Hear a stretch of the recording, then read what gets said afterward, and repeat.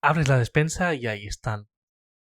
Atún, tomate triturado, lentejas cocidas, mejillones en escabeche. Cosas que duran años. Cosas que te salvan una cena. Cosas tan normales que ni te preguntas por qué existen. Se los debes a Napoleón Bonaparte. Porque conquistar media Europa está muy bien, pero hacerlo con miles de soldados hambrientos es básicamente organizar una excursión condenada al desastre. La comida fresca no aguantaba, la salazón no bastaba, y cada campaña era una ruleta rusa digestiva. Francia puso un premio al más listo de la clase, el que encontrase la forma de conservar alimentos para las grandes conquistas. Y alguien lo consiguió, sellando comida y aplicando calor. ¡Bum! Conservas. Aquella solución militar evolucionó con cada conflicto. Hoy, en Patatas Traigo, abrimos una lata literal y metafóricamente. Cómo una obsesión militar acabó llenando nuestra despensa de comida que puede sobrevivir a apagones, pereza, finales de mes y domingos sin ganas de vivir. Porque antes de ser tu plan B, fue literalmente cuestión de vida o muerte.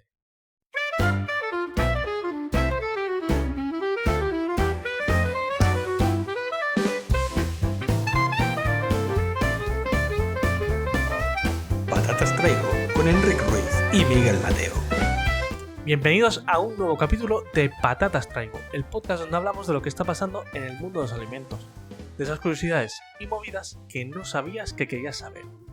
Aquí nos adentramos en todo lo que está relacionado con el sector agroalimentario, pero lo hacemos a nuestra manera, relajada, irreverente, donde lo que nos importa es que al final de cada capítulo aprendas algo nuevo y te explote un poquito la cabeza. Hoy venimos a hablaros de un tema que está presente en nuestras vidas, que está allí aunque no lo tenemos muy en cuenta.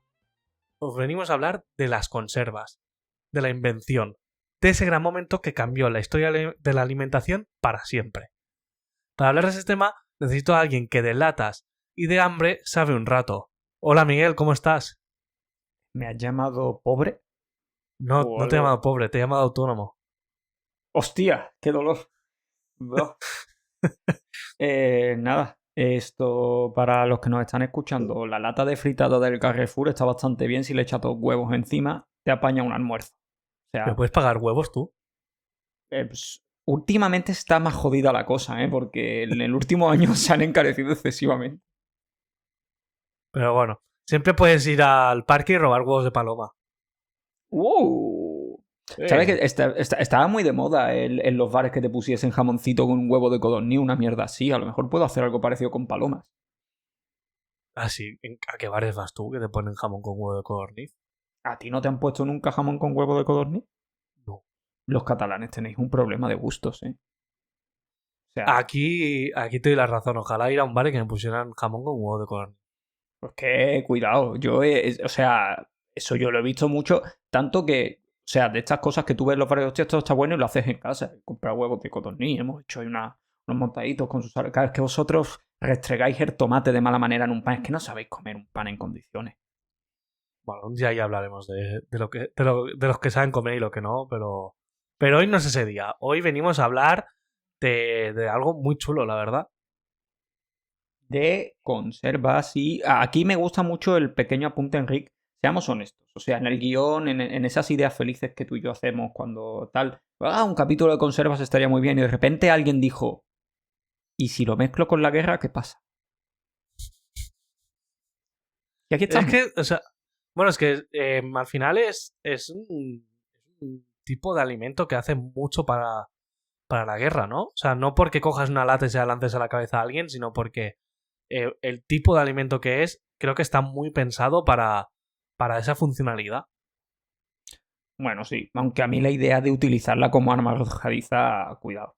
Me parece guay. Si es una lata de surströmming, y si no sabes qué es el surströmming, vete al capítulo en el que hablamos de las top 8 comidas asquerosas de Europa y allá descubrirás esta maravilla de la gastronomía. Muy fino, muy bien hilado, Enrique. Muy mis dieces. Ahí. Dicho eso, y sé lo que vas a decir a continuación, que nos tienen que seguir en redes sociales antes de iniciar este capítulo, ¿verdad? Que Ahí tienen que estar en estamos. Instagram, que tienen que estar en TikTok, que subimos contenido guay, que hacemos concursos, que hacemos encuestas, que os hacemos quiz, que os preguntamos por qué odiáis ciertos alimentos.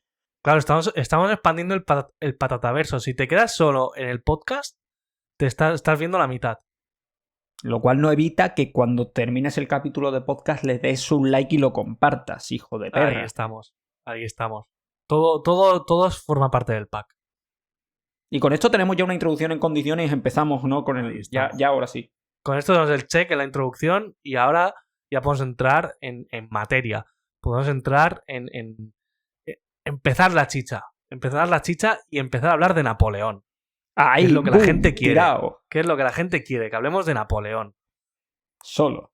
Ya está. Una vez que terminemos el bloque, cerramos el. Ya está. Nos dejan de escuchar, decaen las escuchas del podcast. ¿Por qué Napoleón, Enric? ¿Por qué un podcast de conservas empieza con Napoleón, tío? Pues empezamos con Napoleón porque Napoleón fue. Podríamos decir que fue el de los últimos emperadores del mundo moderno. O sea, creo que podríamos acertar a decir que Napoleón fue. Yo creo que fue eso, el último emperador. El último gran gobernante sobre un gran terreno.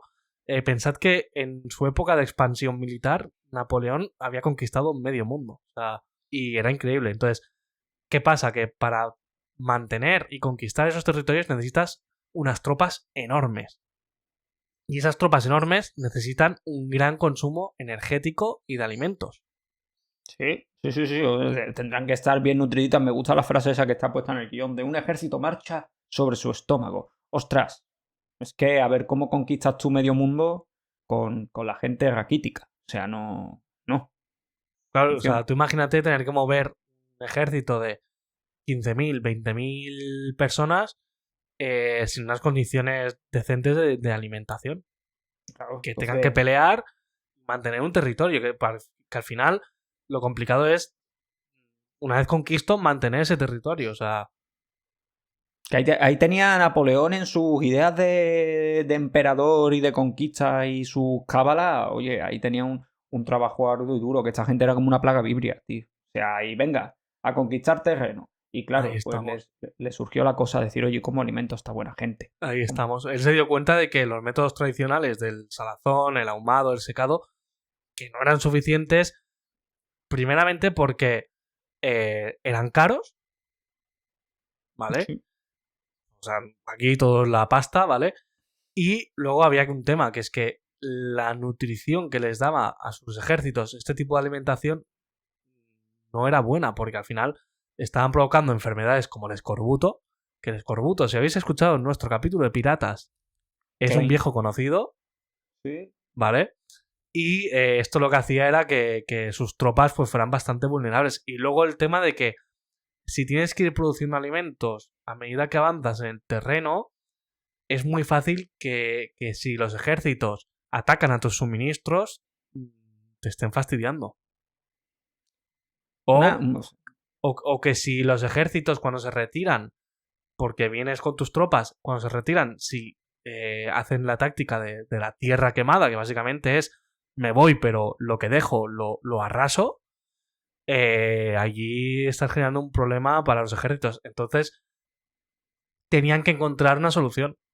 ¿Y cómo lo hicieron? Pues ahí ya os contamos un poquito, por lo que hizo fue que el gobierno francés dijo, oye, pues vamos a dar un premio, vamos a dar un incentivo económico, vamos a darle dinero a la gente, porque cuando hay dinero, la creatividad aumenta exponencialmente.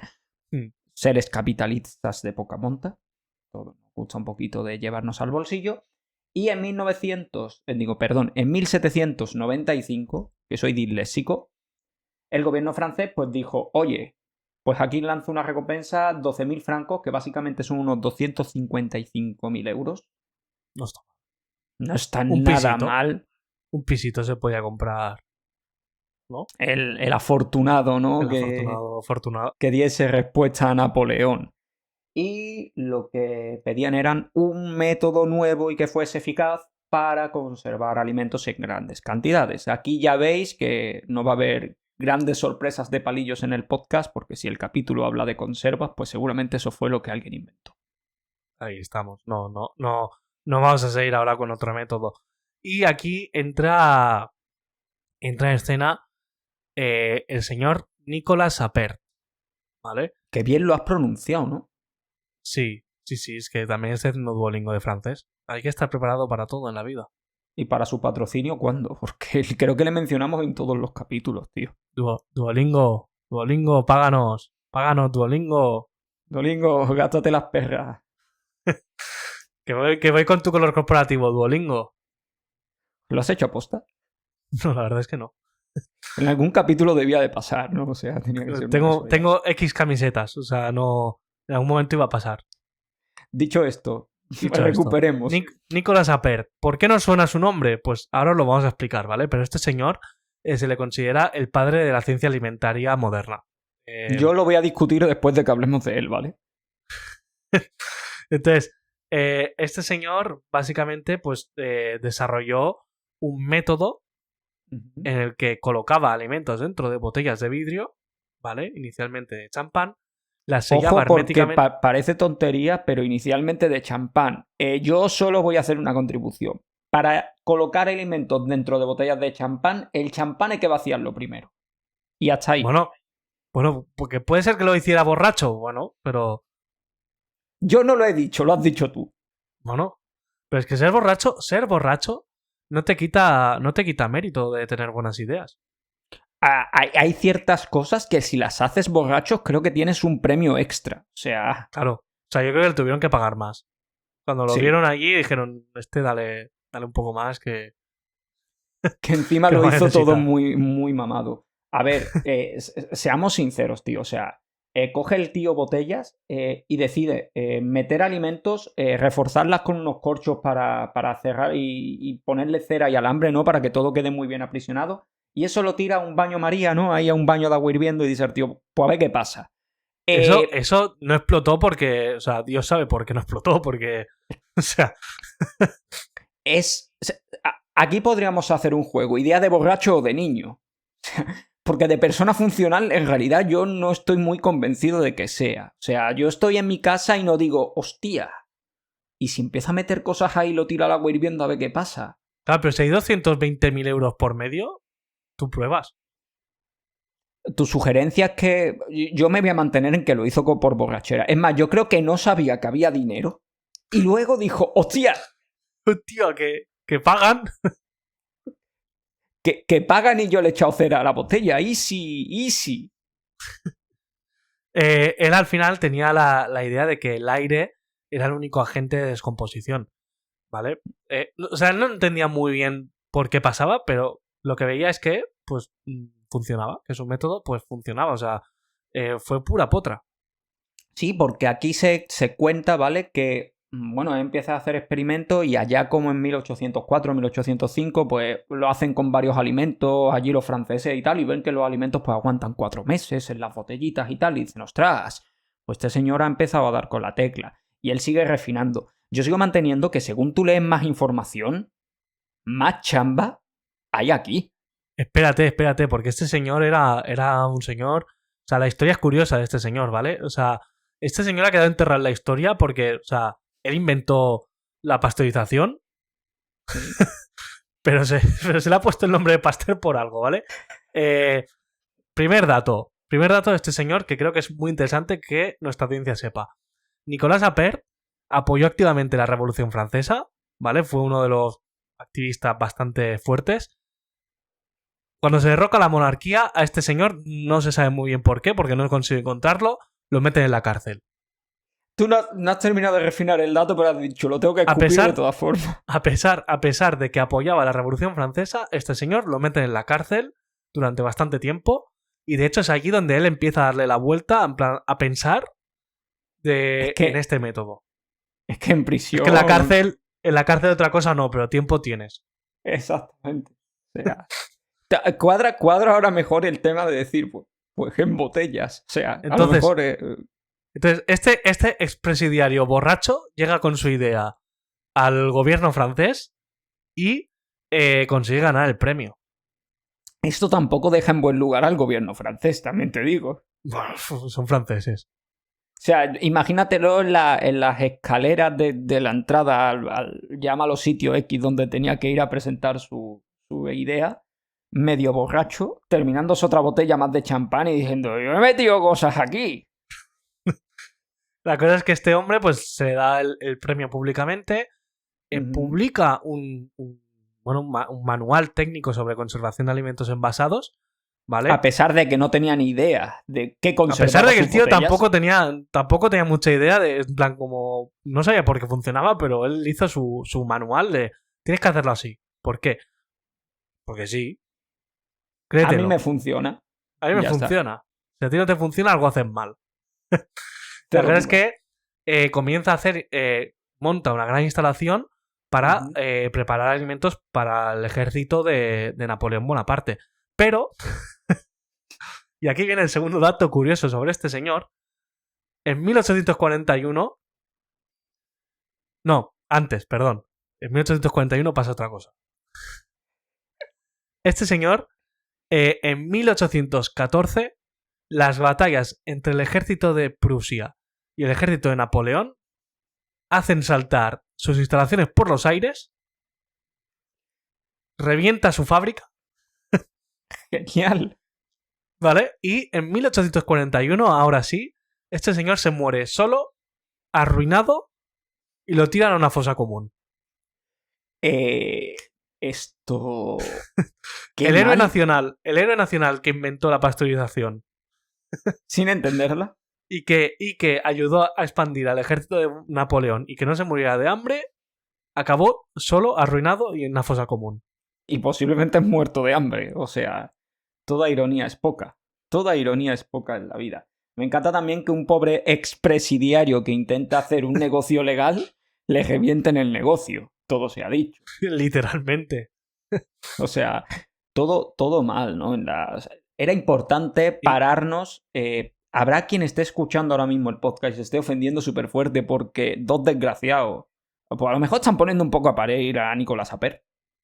Puede ser. A ver, o sea, estamos relatando su biografía, pero es que falta el último dato, el más importante, yo creo, sí. Que es que décadas más tarde, en aproximadamente en 1860, aparece el señor Pasteur, valida científicamente lo que este señor había inventado 50 años antes y le pone su nombre.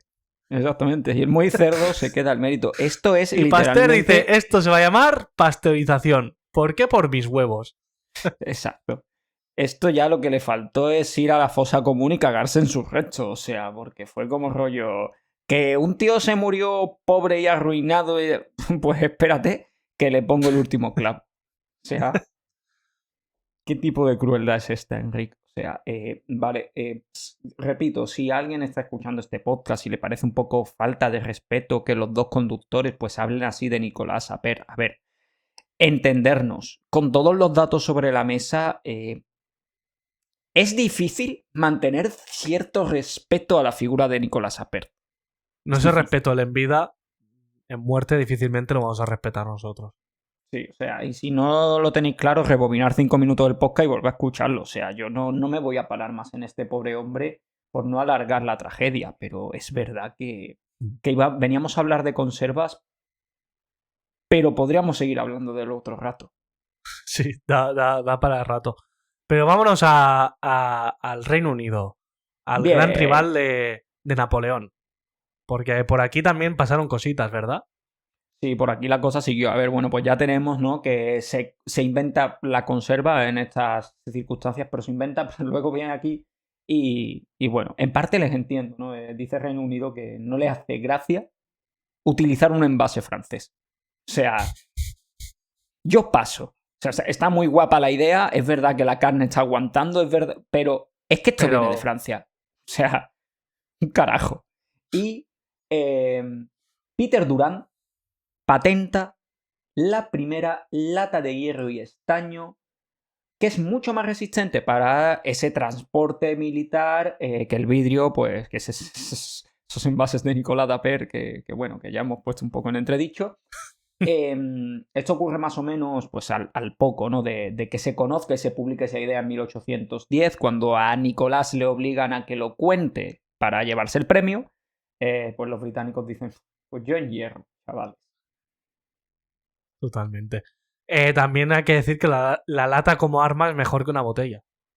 También. Como arma arrojadiza es más cómoda. Se hace más a la mano y duele más.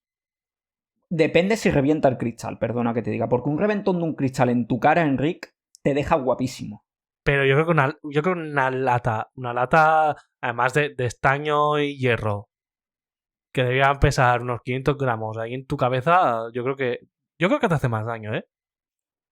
Esto se va a venir un debate a redes, Sí, se viene debate a redes. Yo voy a defender el vidrio, o sea, un vidrio grueso, te lo ¡paf! En tu cara. Tú sabes que a mí una vez andando, o sea, es que vivía en barrios chungos, tío, pero iba una vez volviendo a casa por una calle y una persona, pues ¿qué? muy cabreada, dio una patada a una puerta de un bloque de edificio y la reventó al lado mía.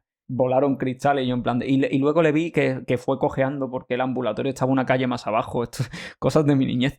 Cojeando porque le sangraba el pie. ¿Tú en qué barrio te has criado? A ver, no era el que yo me criaba, pero era uno que tenía que coger de camino para volver a casa, tío. Y no sé, volvíamos una noche, 11:30 de la noche, septiembre, calor en Sevilla, tal, y nada, pues. Traumado y haciendo un podcast ahora estoy. Se ha acabado. Voy a defender el cristal. Muy bien. Pues en 1812 se forma la primera fábrica comercial del enlatado en Reino Unido, ¿vale? Y se empieza a enlatar carne para la Marina Real. Vale. Bien. Esto, de hecho, como dato, o sea, que si os parece, que me parece bastante curioso, el duque de Wellington probó esta carne en lata y le pareció flipante. O sea, ¿el duque de Wellington se hizo adicto a la carne de lata? Es posible que ese señor dejara de comer carne, o sea, pasara a comer siempre comida en lata. ¿Ese señor empezó a evolucionar hacia la alimentación de un gato? Ojalá. Hostias. Ojalá. Es una buena publicidad para montar tu propio negocio de comida enlatada. Hombre, o sea, si al final tú pones un sellito de aprobada por el duque de Wellington. Guapísimo, guapísimo. O sea, ya les voy a estar pidiendo a ChatGPT que cree. Pero vamos con un dato curioso, que creo que es muy interesante es que me parece, todo este capítulo me parece muy divertido. Que es que se inventó la lata, pero es que se tardó 50 años en inventar el abrelatas. O sea, estamos hablando de que conseguimos meter cosas en latas para que se conservasen y luego no sabíamos cómo diablos abrirlo. Y ya te buscarás tú la vida para abrirlo. Es muy heavy porque esta idea que está pensada precisamente para las guerras, para los soldados y tal, pues claro, los soldados se tenían que buscar la vida, ¿no? Y entonces pues lo abría con sus bayonetas, disparaban a las latas para poder abrirla, o sea... Tú imagínate ese momento de trinchera de, bueno, chavales, toca comer antes de seguir. Venga, y todo el mundo... ¡Pa! Alguna bala rebotó y acabó en accidente. Hombre, eso acabó... O sea, la metralla... O sea, es que eso es que, a ver, o sea, los fabricantes sugerían que usaras un martillo y un cincel, pero yo entiendo que un señor con mucha hambre, con una pistola a mano, diría... Mierda. No creo que esta bala me vaya a salvar la vida luego, voy a gastarla ahora. Exacto. Y es en 1858 cuando Ezra Warner patenta el primer abrelatas, ¿vale? Que básicamente era una cuchilla curva que servía para serrar el metal. Mira, todo un detalle. Luego en 1870, pues esto ya, igual que la lata va mejorando, ¿no? Y los británicos hacen cosas, pues hay gente que también dice, yo puedo mejorar el abrelatas. Y en 1870, pues William Lyman inventa un abrelatas con rueda cortante rotatoria. En el 1900, hostia, y hay un salto otra vez de tiempo. En 1925... Tarda bastante, ¿eh? Stark Company añade durante 50 años el invento de Lyman le pareció bien a la gente. Sí, en plan de... Bueno. A ver, durante 50... También te digo que durante 50 años anteriores les parecía bien... dispararle a la lata. O sea, tampoco... Yo creo que una vez que te dan algo con lo que abrir lo que no sea tu propio fusil, tampoco discutes mucho. No. Pero bien, bien. Este capítulo va muy bien. O sea, Es demasiado surrealista este capítulo para O sea, ser verídico. realmente estamos hablando de todo menos de las conservas. No sé yo qué decirte. Al final, si no puedes abrir una conserva, tienes un problema. Y aquí tenemos una serie de tragedias y de historias que también han sucedido relacionadas con las conservas que nos ha parecido muy divertido exponeros en este capítulo. Como por ejemplo, la primera gran desgracia que nos encontramos viene en 1845 en una expedición al Ártico llevada a cabo por Sir John Franklin, ¿vale? Que partió con miles de latas que estaban mal soldadas. Esto se viene básicamente por el plomo de la soldadura, que no estaba bien hecha y que envenenó los alimentos que contenían esas latas. Y esto lo que hizo fue envenenar a toda la tripulación y causó pues paranoia, muerte, se quedaron atrapados en el hielo, se habían comido unos a otros. Sí, es una maravilla. O sea, son 2 buques que tiran allí como buscando un camino al Ártico, se les congelan los barcos por el camino, se mueren 25 miembros de la tripulación casi al principio del viaje. Uno de los capitanes dice, oye, pues vamos a tirar para Canadá y vamos a salvarnos los que quedamos. No consiguen llegar tampoco a Canadá, se ponen nerviosos, se muere el comandante, los tripulantes dicen, pues nos comemos al comandante porque se han acabado las latas, que esto va de conservas. Que esta historia viene porque se llevaron latas para llegar hasta el Ártico. Las latas estaban mal hechas. O sea, también para que aprendáis en casa que cuando compráis, o sea, cuando cogéis de la despensa una latita, cariño, vamos a hacer hoy una latita de fritata, tal, lo que tú quieras. ¿Cómo estoy con la fritata hoy? Y la latita está abollada. Pueden pasar cosas. Tenéis que ir al capítulo sobre botulismo que hicimos.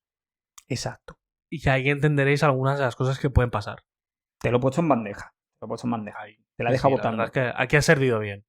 Sí, aquí he servido bien. La cuestión es que muy bonitas las latitas, Henry, geniales para la guerra, para Napoleón, para conservar alimentos, qué bien nos vienen hoy en día, pero oye, que también una lata mal hecha, al final tú te estás fiando de que como está enlatado eso no le va a pasar nada y como no está bien hecho, pueden pasar cosas graves. Y aquí se dio el canibalismo. Era una historia que no...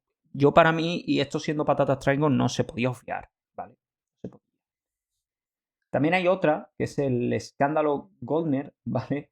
Donde Stephen Goldner, hoy lo de los títulos está fatal, la gente, los nombres, suministró carne putrefacta a la Marina Británica debido a que el procesamiento para hacer esas conservas fue insuficiente, es decir, hicieron latas como muy grandes, ¿vale? Y eso hizo que el método luego de sellado, de apertización, de pasteurización... Sí, porque aquí ya Pasteur le ha quitado el mérito. Sí, aquí ya Pasteur le ha quitado el mérito. Que fallase todo el proceso y entonces lo que viene a ser la conservación fallase y nada, pues carne putrefacta para la Marina. O sea, Claro, porque tú crees que aquí, o sea, en esta era que es como es industrial, pero ahí estamos bastante tímidos, ¿tú crees que las cosas se hacían bastante a ojo? En plan, como tú echas ahí... Sí. Yo soy fan de que el ojímetro ha sido causante de muchas desgracias en nuestra... Las latas así las echamos 10 minutos, las que sean así y 12. Échale 12. Yo creo que con 12 eso se calienta. Y además seguramente pondrían a alguien que diga, tú meter dedito y si te queman la lata está flama. Tú cuando acabe toca la lata y si la lata está caliente, está bien. Está bien. Pues nada, 264.000 libras de carne a tomar por saco. Bueno, mejor eso que 264.000 soldados británicos. No lo sabes. Bueno, no sé. Da igual, no voy a hacer aquí apología de ciertas cosas. No hagas, no.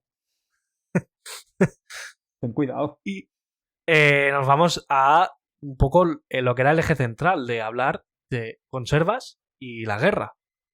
¿Estás diciendo que hasta ahora esto no ha habido eje central o qué? Esto ha habido conservas y ahora vamos un poco a poner contexto en la guerra, de cómo evoluciona el consumo de estos alimentos enlatados con la guerra. Vale, pues nada, pues arranca. Primeramente vamos con la guerra de secesión en Estados Unidos, donde el norte y el sur se enfrentaron, ¿vale? El norte venía de una tecnificación mayor, una industria más fuerte, y el sur pues era una zona más agraria, con esclavos que se encargaban de esos campos. ¿Qué nos encontramos? Que el norte fue capaz de suministrar a sus tropas raciones de leche condensada y carne en estas latas que les permitían aguantar y alimentarse, mientras que el sur pues sufría hambrunas por falta de infraestructura. Aquí para que veamos pues cómo esa falta de tecnología pues al final hizo que una guerra se volcase claramente hacia un lado. O sea, podemos decir que la esclavitud no existe hoy en día gracias a las conservas. Me gusta como frase polémica del capítulo, ¿vale? Me la quedo.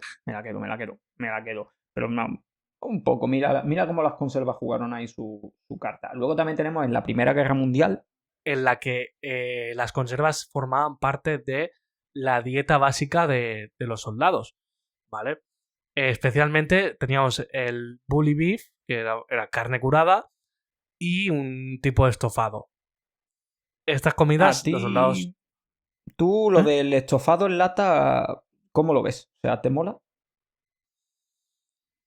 No acostumbro a comprar, o sea, es que como que tengo como que la lata es para cosas tipo mejillones y cosas de estas, y las comidas como en lata de estas preparadas no las suelo comprar. De hecho, se ven poco, ¿eh? Bueno, pero oye, hay ciertas industrias que están bien posicionadas en nuestro panorama, que a lo mejor querrían patrocinar este podcast si tú hablases bien de esos tipos de latitas, oye, de fabada y de estas. No sé si me sabes por dónde estoy leyendo. A mí me encanta la fabada en lata, a ti, ¿no? Así, Es eso quería yo escuchar, bien. Es increíble, o sea, es oír la lata abrirse, sentir el aroma y ¡buah! Es una locura, es una locura. Y esto no ha sido en ningún momento un segmento publicitario que conste en la grabación. No, porque no hemos dicho marcas. Y por último nos vamos a la Segunda Guerra Mundial, que es el máximo auge del datado. Allí ya estamos en una industrialización muy potente, con gran capacidad, y pues hablamos de que se procesaron más de 4.000 millones de frascos en Estados Unidos de alimentación. Flipa, chaval, flipa. Aquí hablamos de algo potente y de una forma, de una forma de alimentar a los soldados y a la población, pues muy eficiente. Pues sí, la verdad, lo que nació como una pequeña idea para que Napoleón conquistase el mundo, pues a base de prueba, ensayo, error, crear un abrelatas, pues mira cómo llega la Segunda Guerra Mundial, tío. Es una locura. Y ya no solo y con esto casi que nos vamos encaminando al final, nosotros lo hemos enfocado un poco a cómo afecta a las guerras, pues para que veáis que al final cosas que hoy consideras que son como súper cotidianas, pues surgieron por una necesidad que no te habías planteado a pensar, y era que Napoleón quería conquistar el mundo. Y si no, pues si Napoleón no hubiese sido como tan yo quiero el mundo para mí, pues a lo mejor no habría latas de conserva. Igual un borracho no habría inventado la pasteurización. Igual no existiría el abrelatas. Tardaron 50 años en darse cuenta, pero igual no existiría el abrelatas. Igual no existiría. Claro, igual el mundo sería muy diferente. Exactamente. Yo me la juego como apuesta que a lo mejor no existiría el cortapizzas tampoco. No sé cuándo vino uno y otro, pero se parecen demasiado. ¿Tú crees que ahí hubo un momento de decir, ¿y si cojo esto y le pongo una cuchilla que gire? Claro. Me sirve para otra cosa. Exacto. Yo en mi tirito al aire aquí para casi ir encaminándonos al final, de decir, yo creo que yo ahora voy a confiar en que sin todo esto de Napoleón, para que entendáis lo importante del capítulo, lo importante es decir Napoleón 3 veces delante de un espejo. Sin Napoleón, esto no hubiese pasado. Esto empieza a sonar un poco a frases que dicen algunas personas en este país, ¿eh? Pero da igual, no vamos a entrar en eso. Vamos con el último bloque, porque queremos hacer un poco de ver cómo estamos ahora. ¿En qué momento están ahora las conservas? ¿Están bien? ¿Están mal? Lo cierto es que la tendencia de las conservas es que cada año crece su consumo. Sí, a ver, no lo podemos criticar. Hemos vivido el COVID. La gente se ha dado cuenta que un apocalipsis zombie está a la vuelta de la esquina. La gente se ha vuelto loca, ha empezado a comprar cosas para rellenar la despensa. Hay gente que está pagando para hacerse búnkers en el ático. Es decir, las conservas están en buen momento, Enrique. O sea, las conservas, además, el panorama de guerras ayuda a que la gente piense, igual unas cuantas latas de conserva aquí por si no puedo salir en un tiempo, no es tan mal. Igual el ruso quiere andar hacia acá. Igual si el ruso mira para aquí que tenga espárragos. Y para el otro lado hay un americano que se maquilla con chetos que también puede mirar para acá. Es que nos pueden hacer el efecto sándwich, ¿me entiendes? Entonces, yo creo que ahora mismo es buen momento para abrir una industria de conservas. ¿Tú has hecho un acopio de conservas ahora? ¿Tienes conservas en casa? Pero no en plan de para hacer el vermut, es lo mismo, sino de decir, por si acaso. De alguna cosa sí. O sea, de alguna cosa es verdad que pillas 3x2 y compras a mansalva, como rollo. Me voy a llevar 9. Nunca se sabe. Nunca se sabe. Hay mucha cosita apañada. Tú solo piensas en el atún, pero los pimientitos, las verduritas. Cuidado, Enrique, tío. O sea, es que hay demasiada cosa que hoy en día está metida en lata. Demasiada cosa. Y como último dato, que creo que es muy interesante, es que estas comidas en conserva, estas latas, son uno de los alimentos que se utilizan en las misiones espaciales. Joder, me parece un dato genial para terminar el capítulo. O sea, la gente piensa mucho en el tema de pastillitas y cosas en polvo y tal, pero en realidad se están llevando un 3x2 del Carrefour en pimientos del piquillo. Ahí estamos. Qué guapísimo. Ahí estamos. Y aquí es el mensaje que queríamos daros. No pasa nada porque ahora mismo podáis ser unos borrachos. Porque tal vez tengáis una idea muy buena que nadie reconozca nunca. Solo dos payasos en un podcast. Pero que esa idea acabe alimentando a los astronautas del futuro. Un fuerte abrazo a Nicolás Aper y a sus descendientes más cercanos en el tiempo. Si es que alguno queda y quiere asomar la cabeza.